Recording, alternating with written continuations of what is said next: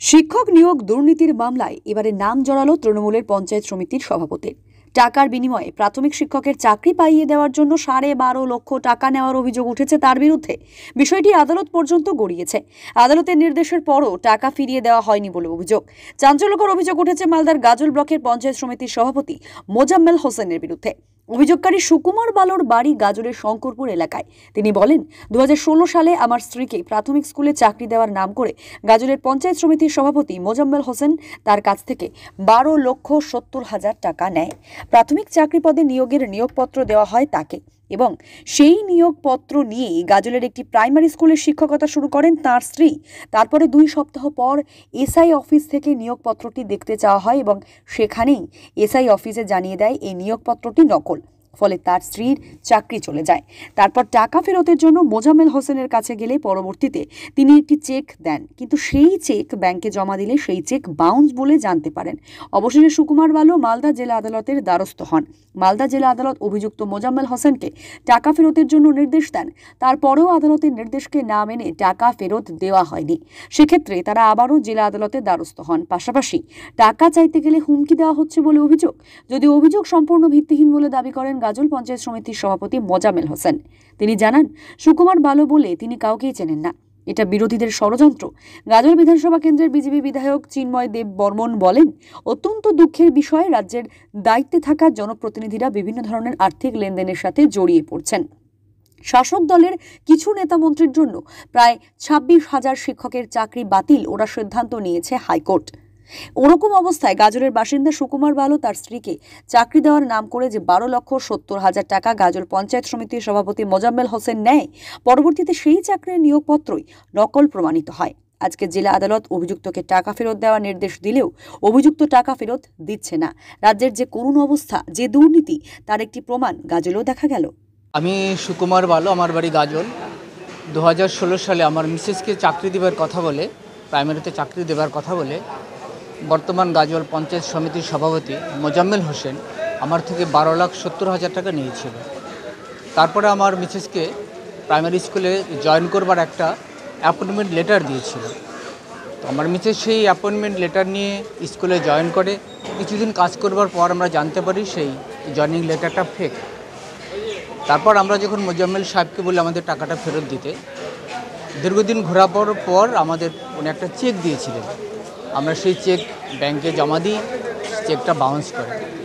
এই কথা ওনাকে আমরা জানিয়েছি যে চেকটা বাউন্স করেছে, আপনি টাকাটা দিন। উনি বলছেন আমি টাকা পয়সা দেবো না, তোমরা যা পারো করে নাও। তারপর আমরা মালদা কোর্টের শরণাপন্ন হই, কোর্টে কেস করি। লোয়ার কোর্ট সেখানে আমাদেরকে রায় দেয়, আমাদেরকে টাকা ফেরত দেওয়ার কথা বলে। তো উনি সেই রায়কে চ্যালেঞ্জ করে মালদার জজ কোর্টে আপিল করেন, সেখানে উনি হেরে যান। এবার মাননীয় জজ কোর্ট নিম্ন আদালতের রায়কে বহাল রেখেছেন এবং টাকাটা আমাকে ফেরত দেওয়ার কথা বলেছেন। আমরা চাইছি অবিলম্বে আমাদের টাকাটা উনি ফেরত দিন। বিষয়টা সর্বৈব মিথ্যা, পুরোপুরি মিথ্যা।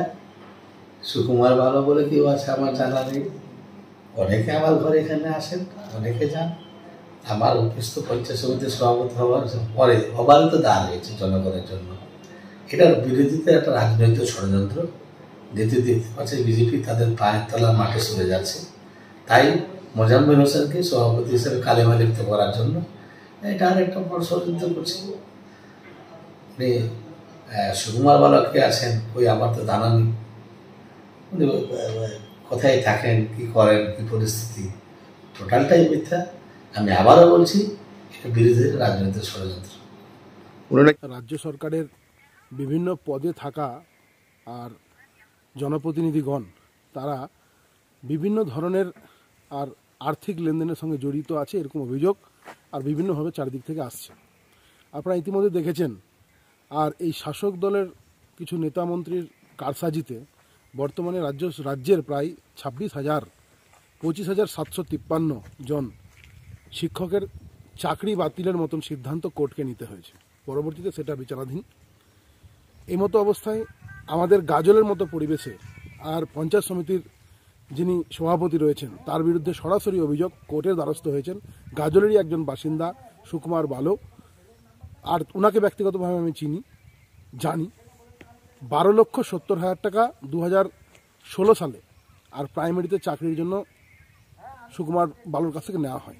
পরবর্তীতে তাকে একটা নিয়োগপত্র দেওয়া হয় এবং সেই নিয়োগপত্রের ভিত্তিতে যখন তিনি স্কুলে জয়েন করেন 2 সপ্তাহের মধ্যে আর যখন এসআই ভেরিফিকেশন হয় সেক্ষেত্রে তার চাকরিটা বাতিল হয়ে যায়, চাকরি চলে যায়। তারপরেও বিভিন্নভাবে আর এই সভাপতির কাছে, তৃণমূলের নেতার কাছে সে টাকা ফেরত চাইতে গেলে আর তাকে ইগনোর করা হয়, তার কোনো গুরুত্ব দেওয়া হয় না। বর্তমানে তিনি কোর্টের দ্বারস্থ হয়েছেন এবং কোর্ট আর রায় দিচ্ছে সেই টাকা ফেরত দেওয়ার। তারপরেও তৃণমূলের সরকারে থাকা দলের নেতাদের দুঃসাহস দেখুন, বিভিন্ন রকম দুর্নীতির সঙ্গে যুক্ত থাকা মানুষগুলোর দুঃসাহস দেখুন।